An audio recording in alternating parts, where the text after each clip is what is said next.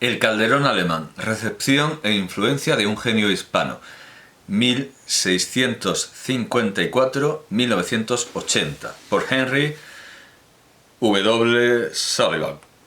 Henry Sullivan. Publicado en Verwoerd Verlag en 1988. Claro, entonces sería Verwoerd. No sabía que era una editorial alemana. Yo siempre he visto en americana Verwoerd y no sabía muy bien. Parece ser que es una editorial alemana, Verwoerd Verlag. Bueno, Verlag. En este libro de Sullivan, dedicado al Calderón alemán, Calderón en Alemania, se resume la sucesión de admiradores calderonianos principales, fundamentales, en estos nombres. Los Schlegel, Goethe, Schelling, Schack, Wagner y Hofmannsthal consideraron a Calderón insuperable por diferentes razones. Bueno, ya hemos visto que no está Tieck y no está en esta lista breve Hoffmann, Ernst Theodor Amadeus Hoffmann, que en el artículo, en la contribución de Sebastián Neumeister sí aparece. Es importantísimo Hoffmann, Ernst Theodor Amadeus Hoffmann, en el amor alemán por Calderón, porque hoy día sigue existiendo un festival que se ha suspendido por el coronavirus, pero que están muy contentos de decir que vuelve. Hay un festival en Bamberg, dedicado a Calderón, el Festival Calderoniano de Bamberg, iniciado por Hoffmann.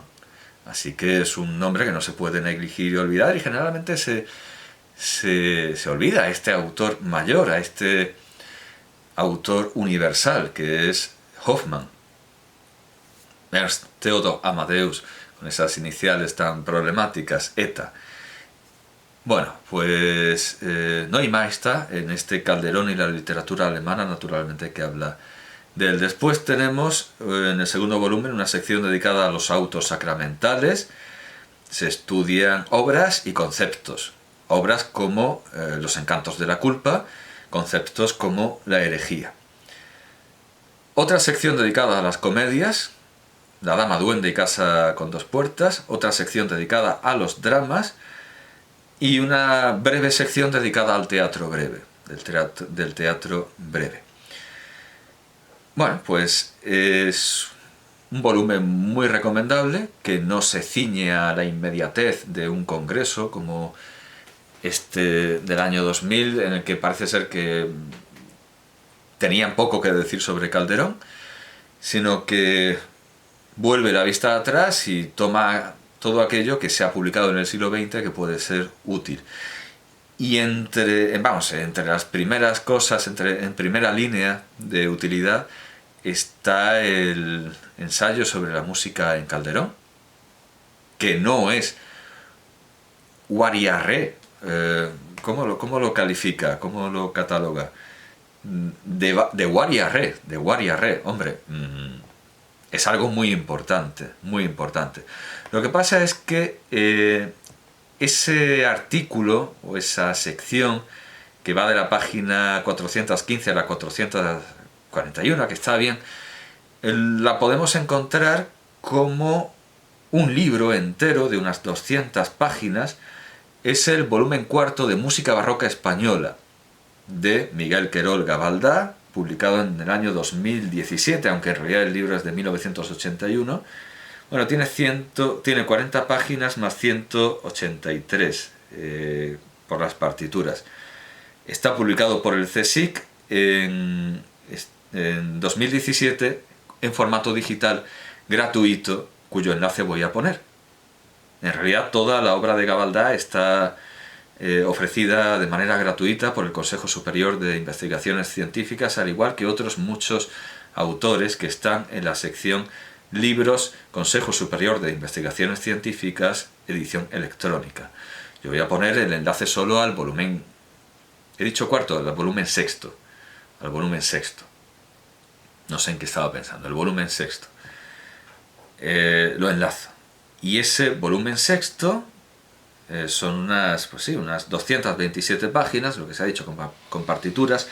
Consejo Superior de Investigaciones Científicas, Instituto Español de Musicología, Música Barroca Española, volumen 6, Teatro Musical de Calderón, estudio, transcripción y realización del acompañamiento por Miguel Querol Gavaldá, director del Instituto Español de Musicología del Consejo Superior de Investigaciones Científicas, con el patronato de la Dirección General de Música y Teatro del Ministerio de Cultura, Barcelona, 1981, con lo cual prácticamente podemos decir que es que en el 81 se dijo todo lo importante que había que decir sobre Calderón, e incluso se lo llevó a escena. Celos aún del aire matan se llevó a la radio de Colonia con la edición que, en fin, con la edición que más o menos se hizo pensando en este centenario. Bueno, el libro tiene una... Bueno, estoy pasando las páginas de cortesía, las páginas en blanco. Voy a leer cómo empieza. Que el gran dramaturgo don Pedro Calderón de la Barca tiene gran importancia en la historia del teatro lírico español es un hecho conocido por todos los que tienen alguna cultura musical y literaria. Todos saben que Calderón, con su Púrpura de la Rosa, igual que anteriormente Lope de Vega, con su Selva sin amor, intentó introducir en España la ópera al estilo italiano. Bueno, para eso me remito a la presentación que hice de Juan Hidalgo y con todo lo que se sabe hoy día, que a lo mejor excede lo que se sabía en 1981. Igual que anteriormente Lope de Vega, con su Selva del amor, intentó introducir en España la ópera al estilo italiano. También es conocido que Juan Hidalgo puso música a todo el texto de las 3 jornadas del drama calderoniano Celos aún del aire matan, y que esta ópera, afortunadamente, se ha conservado completa. Y esto me invita a ir al apéndice. Aquí está, obras de Calderón conservadas con música. Es un apéndice muy detallado, es una obra muy útil en la que se reseñan todas las obras que nos han llegado con música. Lo que pasa es que esa edición completa de Celos aún del aire matan no está aquí, está reseñada, pero las partituras pertenecen a otras obras. Vamos a ver, obras de Calderón conservadas con música. José Subirá fue el primer musicólogo que describió con detalle el manuscrito musical que se conserva en el archivo de Nuestra Señora de la Novena, en su artículo Un manuscrito musical de principios del siglo XVIII, Anuario Musical 4, 1949. Este manuscrito es la fuente más importante para la música en el teatro de Calderón. Bueno, a José Subirá también lo presenté. Años más tarde, en su trabajo Músicos al servicio de Calderón y de Comella, publicado también en Anuario Musical, 22, este ya es de 1967, nos ofrece una lista de obras calderonianas de las que se ha conservado la música, lista que completaré, es decir, el parte de Subirá. O sea, Subirá sigue siendo el nombre fundamental en el estudio de la música calderoniana, pero él completa a Subirá. Lista que completaré, comentaré y puntualizaré en algunos detalles, pero básicamente es la lista de Subirá. Y bueno, leo las 3 primeras obras. El Jardín de Falerina, música de José Peiró, un 4 publicado por Felipe Pedrell en su Teatro Lírico Español anterior al siglo XIX y transcrito de un manuscrito hoy perdido. Pedrell nos transmite algo que ya no existe. Ni amor se libra de amor, música de Juan Hidalgo, contiene 12 cuatros sacados del mencionado manuscrito perdido y publicados en la citada obra de Pedrell.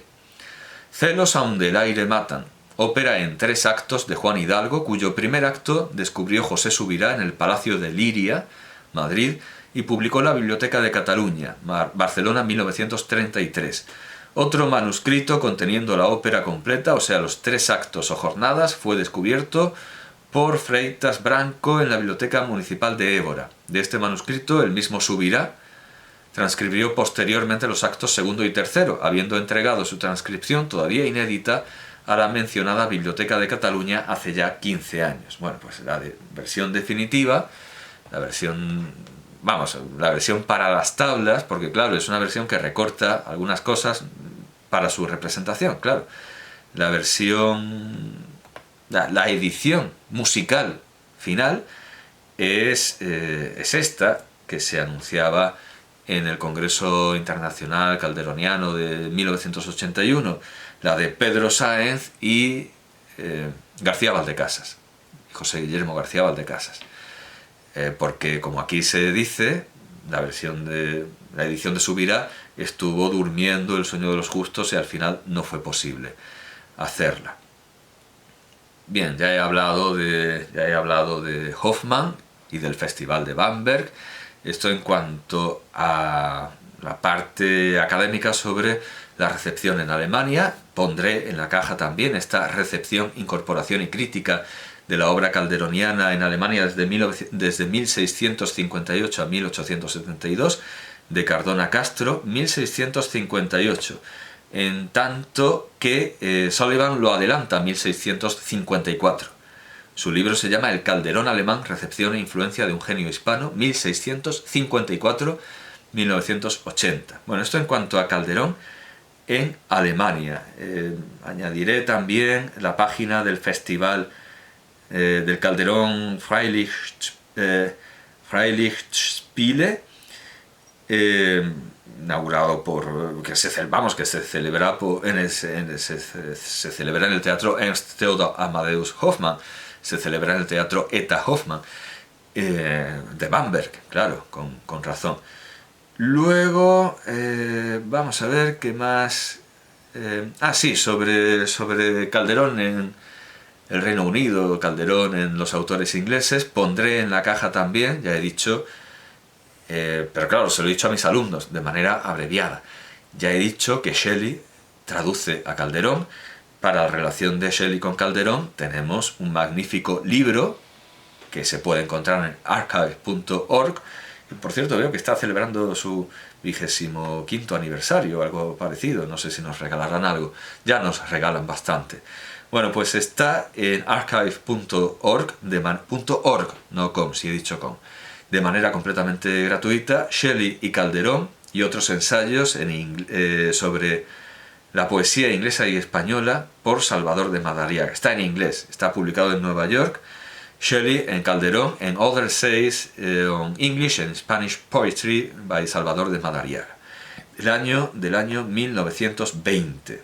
Bueno, aquí pone 1921, pero el libro es de 1920. Es un libro de 1920 de Salvador de Madariaga sobre Calderón en Shelley. Por lo tanto, en toda la literatura inglesa que de ahí se deriva. Sobre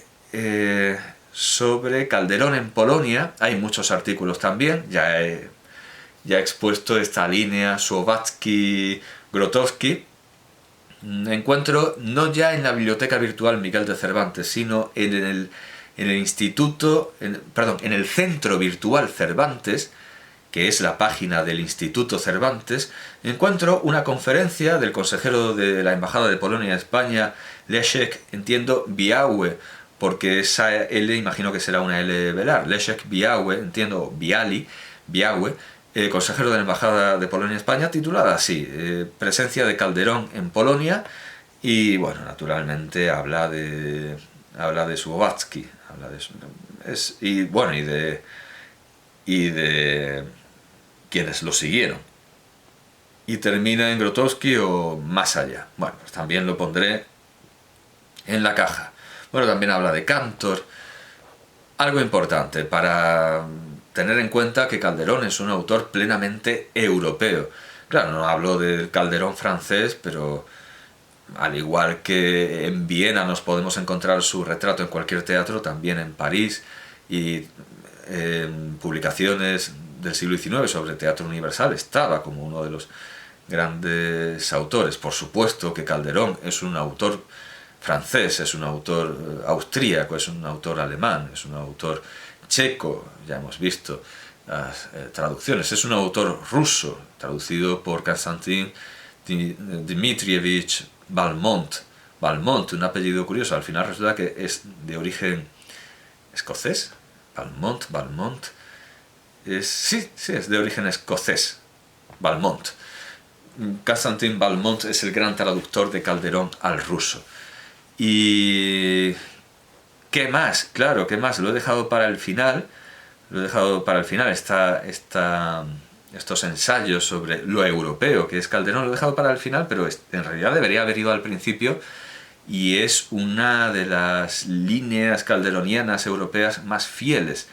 Tengo aquí también en la biblioteca virtual Miguel de Cervantes, y también lo voy a encajar, aunque no sea una monografía detallada, sino simplemente una invitación a recordar un hecho y a investigar más. Voy a dejar el teatro entre los sefardíes de Ámsterdam a finales del siglo XVII de Harm den Boer, simplemente para recordar la inmensa fidelidad que tuvieron los judíos sefardíes de Ámsterdam al teatro de Calderón.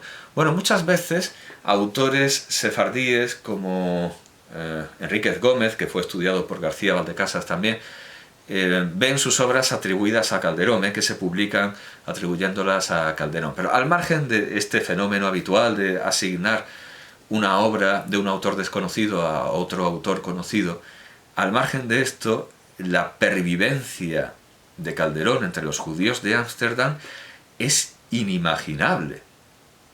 Bueno, José Guillermo García Valdecasas siempre recordaba el hecho de que en el siglo XVIII, las autoridades de Ámsterdam decían a los judíos, se veían en la obligación de advertirles de que no tenían derecho a realizar representaciones teatrales.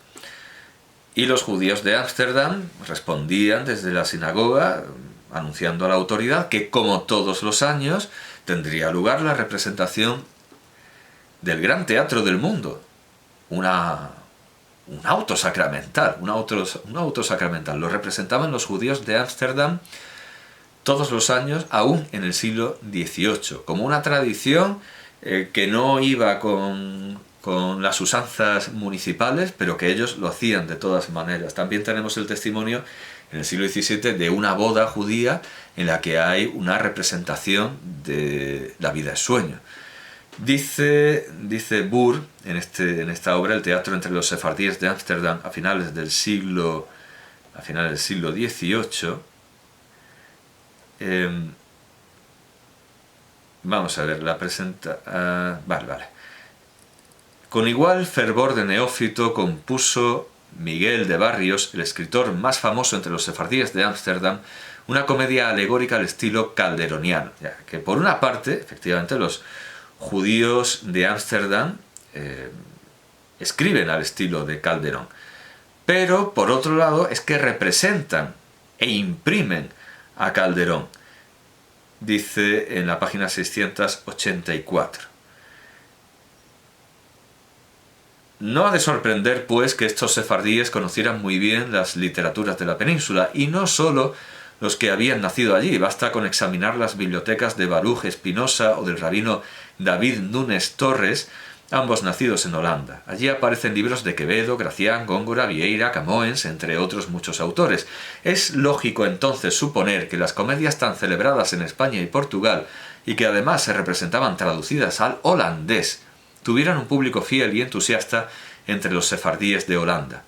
Es la comedia española la que aparece mencionada en los documentos citados, y su popularidad y probable representación quedan comprobadas por unas colecciones de comedias que se publicaron en Ámsterdam a fines del siglo XVII y principios del siglo XVIII. La colección más conocida, publicada en Ámsterdam en 1726, cuando en España el fervor calderoniano estaba pasando y se criticaba a Calderón y a Solís. A costa de David García Enríquez, resulta con sus 12 comedias de asunto bíblico inconfundiblemente judía. Los autores de las comedias, son, sin embargo, tan católicos como Calderón, Lope de Vega y Agustín Moreto.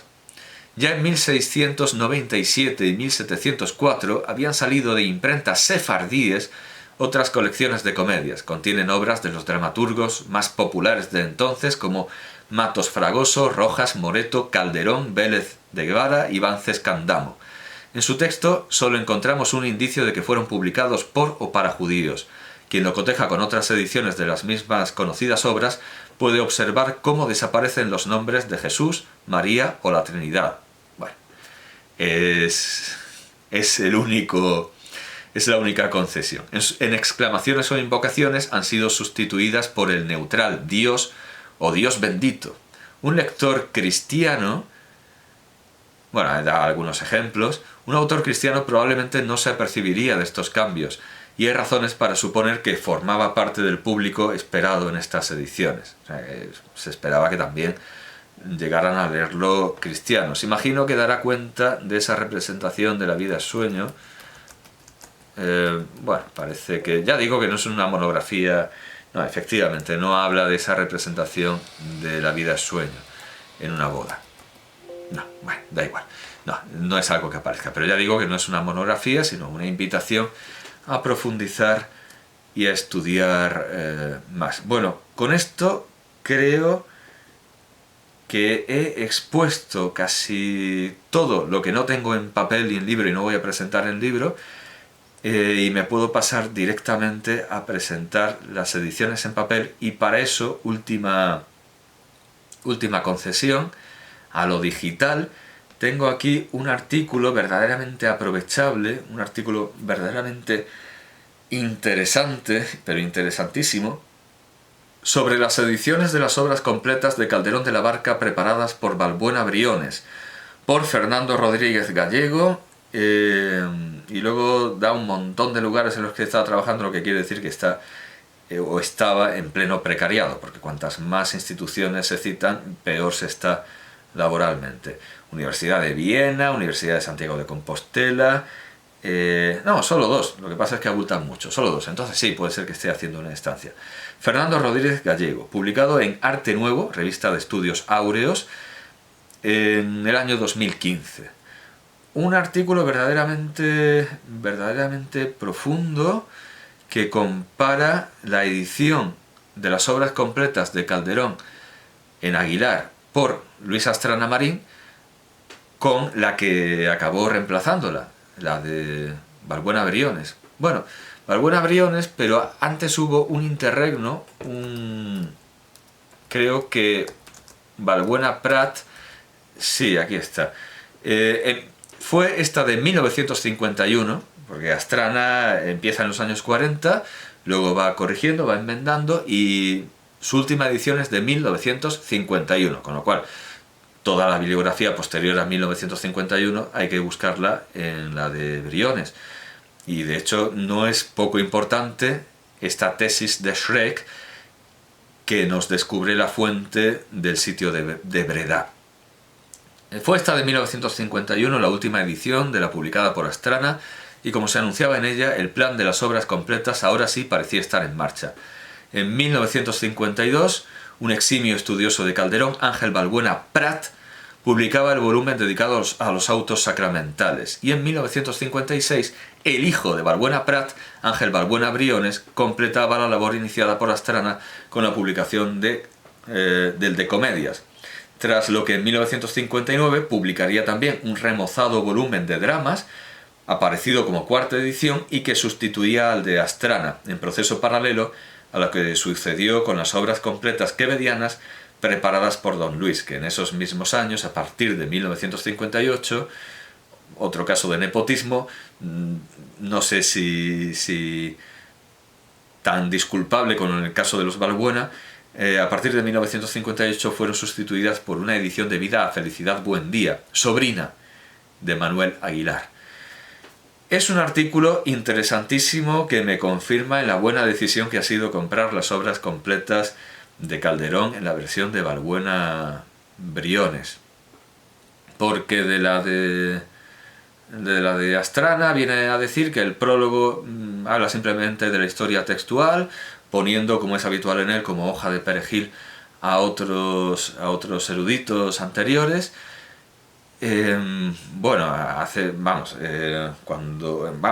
Astrana Marín es autor del famoso libro de los plagios, en el que pone a caldo a Casares por haberse metido con Valle-Inclán como plagiario, esto es habitual, pero también por plagiario él mismo, por haber plagiado un diccionario entero.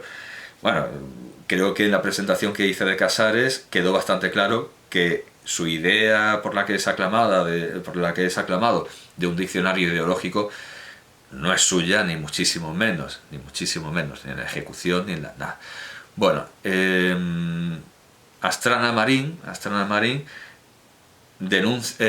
Casares denuncia a Valle-Inclán por plagiario, Astrana Marín denuncia a Casares por plagiario, y aquí en este interesantísimo artículo queda claro que Astrana Marín coge muchas veces los textos tal cual de los autores a los que pone verdes y se monta en ellos y dice cotejar ediciones que no coteja. Por lo tanto, la edición de Balbuena Briones es la más recomendable, aunque sea simplemente porque Balbuena Briones es un enano a hombros de gigantes. Bueno, o no es un enano, pero el caso es que está subido a la chepa de su padre, Balbuena Prat. Balbuena Prat está subido a la chepa de Astrana Marín, con lo cual la atalaya más clara es la de Balbuena Briones, que además tiene bibliografía actualizada hasta 1960 en el caso del primer volumen y hasta 1967 en el caso del segundo. Lamentablemente no se beneficia de ninguno de los descubrimientos presentados en el centenario, en el Congreso Internacional de 1981, a pesar de que lo que yo tengo es la reimpresión de 1987. Esto es la reimpresión de 1987, pero no se les ocurrió añadir notas o bibliografía conforme a lo descubierto o a lo presentado en 1981, que fue mucho y de grandísima calidad. Al margen de esto, al margen de estar en esa atalaya, no deja de descubrir Fernando Rodríguez Gallego con ejemplos muy, muy bien traídos y muy interesantes, que a veces la edición de Hartzenbusch es superior filológicamente a la de Astrana, a la de Balbuena Prat y a la de Balbuena Briones. Con lo cual casi se puede decir que siempre que pueda ser posible leer una comedia de Calderón en la edición de Hartzenbusch, es preferible. Es preferible seguirla porque, bueno, hay unos casos que son espectaculares, de cosas que están bien en la de Hartzenbusch, que Astrana estropea y que luego Balbuena Briones medio arregla, pero arregla mal, porque parece ser que no se le ha ocurrido ir a la de Hartzenbusch. Pues es muy recomendable ir a la de Hartzenbusch. Está hecha con un talento filológico, a pesar del siglo en el que está escrito, a pesar de la tempranísima fecha en la que está escrito, que no tiene parangón, que es inigualable, que es verdaderamente prodigioso. Así que a día de hoy sigue siendo muy recomendable la obra filológica de de Hartzenbusch. Pondré este artículo, que no tiene desperdicio, también en la caja. Más o menos he expuesto su corazón, su cogollo. En los detalles está el placer del filólogo. Seguramente, sin duda alguna, lo van a disfrutar los lectores críticos.